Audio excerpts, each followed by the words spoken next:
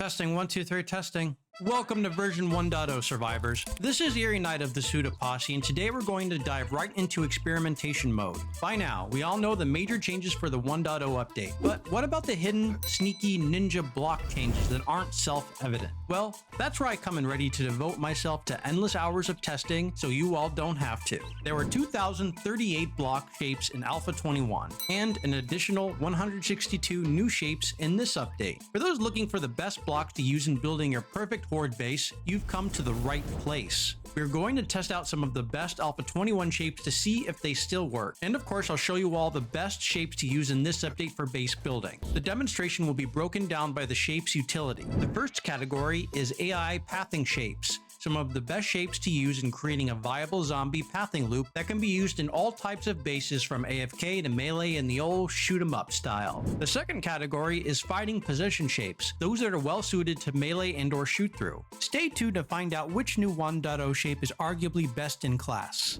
And our last category will be shapes that zombies refuse to path over, which can be used to create an invisible barrier to protect supports or to guide zombies down a particular path, or to provide suspended structural support that won't create an unwanted zombie path. Within each category, we will test out our new 1.0 shapes first, followed by any shapes from the previous alphas. Also, as I test out these new blocks, one incredible shape will be very useful in two different categories, which in my opinion is hands down the best new shape introduced in the update. Anyways, on to the zombie pathing category. I took a look at all the new shapes in the 1.0 update and tested out quite a few shapes that looked promising. Here's the best result I achieved. Extremely effective, actually. Zombies try and fail to run across these shapes before falling down after running only about 2 to 3 blocks. So how to build this setup and what are the mystery blocks? Let's get to it. We'll start with the supports for our path. You can pretty much use any block you like for this part, but I'll use the cube quarter-meter shape. We'll do that all the way around and build it 2 blocks high above the pathway. Next, I'll run some pillar 0.05 meter underneath the blocks we just placed, which will serve as an attachment point for the next set of blocks. Furthermore, these blocks are not pathable, so it never hurts to use these as supports, as zombies will not dare run over these. Our next shape, which makes all the magic happen, is the new ramp 6 meter 03. There are 6 shapes within the ramp 6 meter class, 01 to 06. We chose these as they are the narrowest shape that zombies will see as a path. While 02 and 01 are narrower, zombies won't cross them. We'll place the ramp 03s all the way down on either side. To prevent zombies from running atop these shapes, we'll invert the same block to cover the top profile. Repeat this on both sides. Next, place the cube half shapes over the inverted ramps to completely block off zombies from running on top.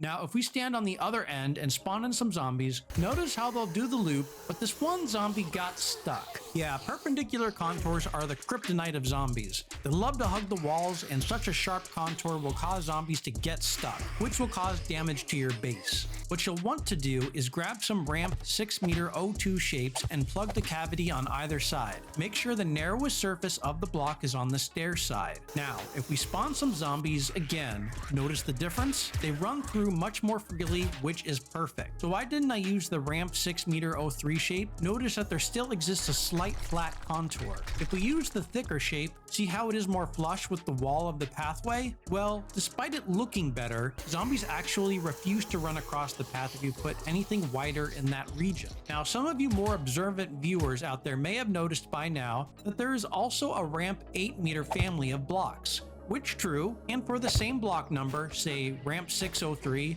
compared to ramp 803, the ramp 8 variant is narrower. And the ramp 804 is only slightly thicker than the ramp 603. If we replace all of the ramp 603s with ramp 803s and spawn in another group of zombies, they have second thoughts about going that way and decide to bash the blocks directly supporting me instead. So how does the ramp 804 fare? Well, it technically works as it is slightly thicker than the ramp 603. But I would argue it isn't as good, as zombies seem more likely to beat on the wall as they path down. It would seem the ramp 603 is the most efficient shape for this design, so that is the winner. Okay, so that design was really dang effective and will make for an excellent AFK base. However, as some of you have mentioned in the comments of our previous videos, you'd rather have a more hands-on approach to the Horde. which, respect. And I've got a really good new setup for you as well, so you can shoot or melee to your heart's content. We're going to start with a very similar setup in which we have some cube quarter shapes providing some support. Again, use whatever you want here. Our next shape will be the new pole 4-way. When you place these side by side all the way down, they form a nice sizable gap in between the poles. The concept of this design is we will want zombies to fall through the holes, and to force them into that, we'll need to block off the smaller holes on either side. So we are going to use the new ramp 8-meter 04 shape, which has the approximate thickness at the base to suitably cover the gaps. With our small gaps completely covered, we'll now use the cube half-meter shapes to make the walls 2 blocks high along the path. On our side, we will place some scaffolding ladder to block off zombies from reaching us. This will also serve as our fighting position so we can melee or shoot through. Zombie spawn time. Now, first thing you notice is most zombies are not falling as they run across. However, once zombies start to gather on our side, they quite easily fall through the holes. This is why this design is especially suited for a melee base, as the holes prevent you from getting overwhelmed. You can melee a handful at a time. I'd also highly recommend a roof of some sort, as zombies will jump over each other to reach you. But that is not a problem. You can block them off with whatever shape you prefer. And there you have it. Like I said, not as good as the previous design in dropping zombies, but it works really well at dropping zombies that gather as you eliminate the ones that do reach your position. Think of it as a pressure reliever. You can still fight during the horde, but leverage some intelligent design to prevent zombies from collecting too much and bashing on the walls or pathway. Next up, old zombie pathing shapes. Any of these shapes in Alpha 21 were well suited to controlling the flow of zombies, and if cheesed properly, could make a base completely AFK. However, if that is not your thing, these are still incredibly useful shapes for slowing down or thinning out the herd of zombies that reach you. As anyone who has watched our channel can attest, one of my favorite blocks are the wedge and arrows. I've been using these since Alpha 20. It essentially creates a slide that zombies cannot cross depending on the length, or if oriented this way like an actual slide, zombies see it as a path as well. I'll test both orientations here to see if they still work. So zombies will path up the stairs like this, and they will attempt to cross over to me, which I'll be standing on the platform over there, but they will slide down the wedge no slide down into this pit here. And look at that, it looks like it still works here, folks. So this is the other wedge and arrow slide orientation that we're going to test out. So the top row of blocks here, colored in red, are the wedge and arrow highs. This blue row here is the wedge and arrow tips, and the purple is once again the wedge and arrow lows. Grab their attention, and if this works right, they will jump down the slide and fall down. And it looks like that is exactly what they're trying to do. Perfecto. Another powerful shape in Alpha 21 was the window store 3-sided triangle empty, simply referred to as the almighty triangle. If stacked side by side to form a triangle staircase, it created an impassable path in Alpha 21. Zombies would futilely attempt to jump up before inevitably falling off the sides, or in the case of these poor schlubs, get stuck. It is incredibly easy to set up, and if we try the same exact setup in 1.0, unleashing the zombies brings back deja vu. Looks like it is overpowered as ever. There we go, as stupid as ever. She's getting rather close. Never mind. Believe it or not, but regular ramps can actually make an effective path that the AI has historically struggled with traversing. If you orient the ramps such that they form an angled pathway, followed by a straight section at least 3 blocks long, followed by another ramp section going back parallel relative to the first ramp section, and you've got yourself a bona fide, impassable path that zombies cannot easily cross without running off. Let's now test out if zombies are still as uncoordinated as before. Still extremely effective. However, just like in Alpha 21, they can occasionally make it across, which is why you'd want multiple zigzagging ramp sections to ensure no zombies make it across, if that is your goal. Otherwise, let them come. Another one of my favorites that can make quite an effective melee or shooting base is the half cube shape. Make some stairs leading to a path, and at the very end of that path, place some half cubes. From your fighting position, place another row of half cubes such that they are next to the first row. Placed side by side, the zombies would see them as a continuous path despite the gap, and simply block it off with some centered poles, and voila! Zombies run headfirst into the poles and fall. The centered poles are necessary to hug the edge of the half block. Using scaffolds directly will result in a lip. However, feel free to use scaffolds behind the poles for extra protection, as cop spit can be exceedingly annoying. Anyways, does it still function here? Functions about the same. This design does have a bit of a drawback in that zombies will occasionally bash on the surrounding blocks, but you can easily repair through the poles and scaffolds throughout a horde. If the material is strong enough for a given game stage, it is AFKable, though you may have some blocks to replace post-horde. Now, this next one isn't as good as the others for creating an AFK zombie loop, if only using this block, but it makes for a really easy melee base. Simply create an elevated platform, some stairs, and for the actual path, use pillar 0.0125 meter centered shapes placed vertically. Zombies for unexplained reasons will cross these, and because they are incredibly narrow, many will lose their footing and fall. Those that remain melee them and knock them off. Let's give it a shot in 1.0 to see how it fares. Still works as well as it did previously. It is less of a cheese strategy than some of the other pathable shapes, so if you're looking for a great shape to stay actively engaged in the horde while reducing the number of zombies that reach you, look no further than the pillar 0.0125 meter centered. The shape here is extremely awesome for using as an early game impromptu horde base and can be quickly used against a POI in case of emergency. That shape would be the railing diagonal and also ladders. Simply place your ladder against any wall, whether that is a POI or a base you make yourself, and at the top, put a railing diagonal like this, plus some railings or bars on top of that to prevent any zombies from jumping up. Then watch as zombies try to climb and fall. And now let's unleash the zombies here in 1.0 to see if they do the same exact thing. I love it when strategies aren't nerfed into the ground. Still works. And not only can you use this during a horde, but it makes for an excellent "oh shit, I encountered a bunch of ferals out looting and need somewhere to safely retreat and take them out" kind of situation. And excellent. It is an excellent emergency defensive design that can be built very fast. It should be noted that the longer the ladder, the more effective it is. And also you can totally make that a scalable late game base. Just make sure to add some more ladders for redundancy. These next set of shapes can be used interchangeably or in combination with the previous shapes mentioned.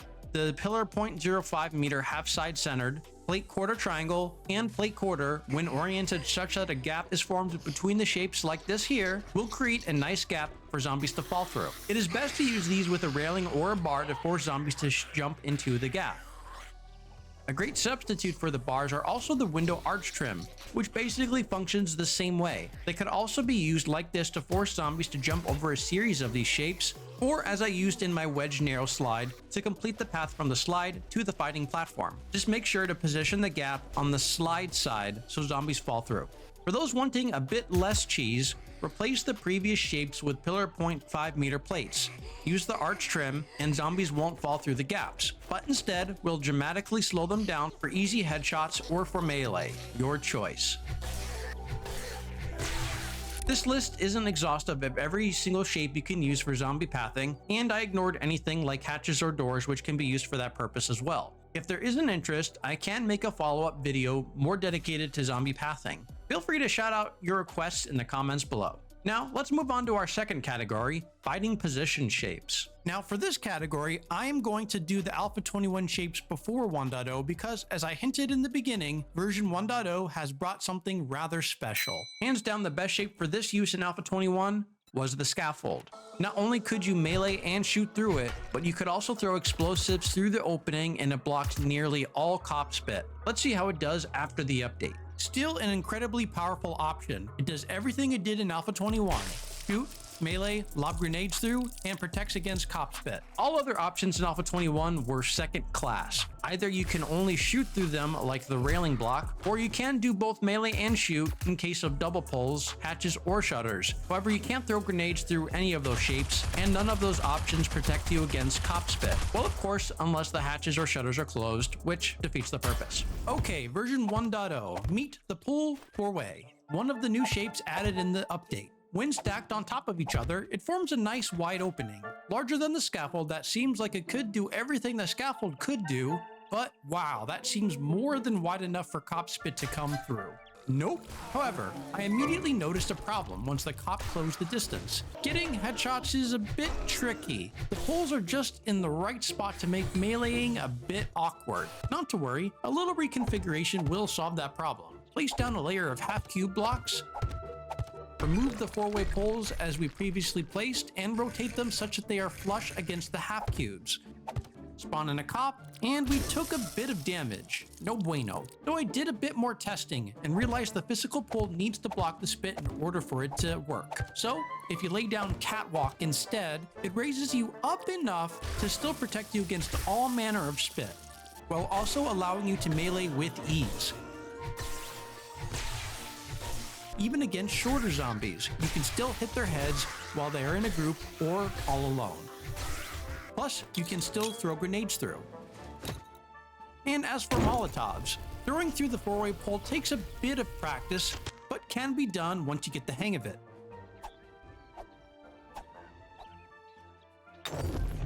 I find the scaffold nearly impossible to throw Molotovs through, and for those out there who say it can be done and that I suck, fair enough. That is probably accurate. However, I would counter with this. So, this is easier. So given all that, scaffold or 4-way? Well, I think both are neck and neck, and you can use whichever one you feel most comfortable with, as they both have the same utility. So do whatever makes you happy. At least now there is another option for those who want to use something different other than the scaffold in your builds. Okay, our last category will be the zombie repulsive shapes. Shapes in which zombies will refuse to path over, with the caveat that there isn't a pathable block directly underneath, which includes ground. Make sure that there's a gap, folks. These types of shapes can be used in a variety of ways, making them some of the most versatile blocks out there for base designs. As I mentioned way back in the beginning, some use cases include area denial, protect your important structures and supports from unwanted damage, force zombies along a path that they may otherwise not follow, or provide stability to other structures that won't create an undesired path.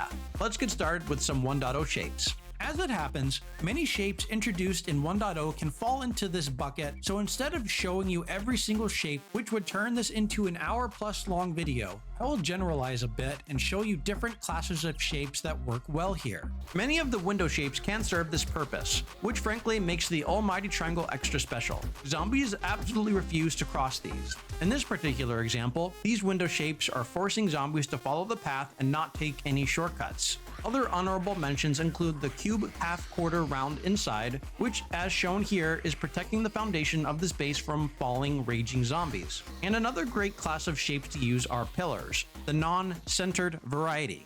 These shapes I frequently like to use as extra support for suspended blocks, like suspending this path from the main structure instead of running columns down to the ground. It makes it much harder to collapse. Plus, zombies won't try crossing these pillars to either attack the main tower or to attempt to break through and path up to me from within.